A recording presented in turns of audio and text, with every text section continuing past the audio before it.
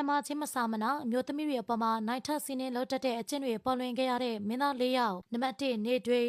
ကဘေဘီမောင်ရဲ့ညီမဖြစ်သူတန်စင်မောင်နဲ့ချစ်သူတွေဖြစ်နေချိန်မှာယောက်ျားတစ်ယောက်နဲ့မကိုက်ညီတဲ့လုံရက်တွေကိုလုပ်ခဲ့တာပါဇနီးတဲ့တော်မဟုတ်ဘဲချစ်သူသားဖြစ်တဲ့ဘေဘီမောင်ကိုစကားများစင်မှာလက်ပါကအနာတယောက်ဖြစ်အောင်လုပ်မိခဲ့ပါတယ်ဘေဘီမောင်ကသူ့ကိုတာဝန်ယူတဲ့အပြင်ခုလိုလုပ်တယ်လို့ဖွင့်ရချိန်မှာလည်းနေတွေကဂယုမဆိုင်ဖိန်နှမချင်းမစာနာတဲ့စကားတချို့ကိုထုတ်ပြောလာခဲ့တာပါနံပါတ်2မိုးရံစွန်ကြောင့်မျက်နှာနဲ့လက်တွေမှာအညိုပိတ်နေဆွဲခဲ့ရကြောင်းချစ်သူကမလေးကအင်တာဗျူးတွေကနေဖွင့်ရခဲ့ပူပါတယ်အဆိုပါအင်တာဗျူးကြောင့်ပဲမိုးရံစွန်ကနိုင်ထက်စင်းနဲ့လှုပ်တက်တဲ့မြို့သားဘာလာလို့လူအများကသိခဲ့ရတာပါနောက်တစ်ချိန်ထပ်တွဲတဲ့အချိန်မှာလည်းလက်ပါတက်တဲ့အချင်းကြောင့်ပြတ်ဆဲခဲ့ကြပါတယ်ခုလက်ရှိမှာတော့ဘယ်သူနဲ့မှမတွေ့ပဲတယောက်တည်းဖြတ်တန်းနေရတာပါနံပါတ်3မင်းရစာဗီဒီယိုဇာတ်ကားခေတ်မှာတခေတ်ထူခဲ့တဲ့မင်းရစာကလည်းနိုင်ထက်စင်းနဲ့လှုပ်တက်တဲ့အချင်းတချို့ကဘူးပေါ်တလို့ပေါ်ခဲ့ရတာပါဇနီးရှိပြီးသားမင်းရစာကအိမ်မအိမ်ကိုလာလို့သူကိုအလိုမတူကြံစီပါတယ်ဒါကိုအိမ်ကိုမလေးကမလို့ကြောင်းထုတ်ပြတဲ့အချိန်မှာဇနီးတဲ့ကပါမင်းရစာနဲ့ပေါင်းပြီးနိုင်ထက်စင်းနဲ့လက်ပါကြတာပါဒါကြောင့်မို့လဲဥပဒေရဲ့အပြစ်ပေးခြင်းကိုပါခံလိုက်ရပါတယ်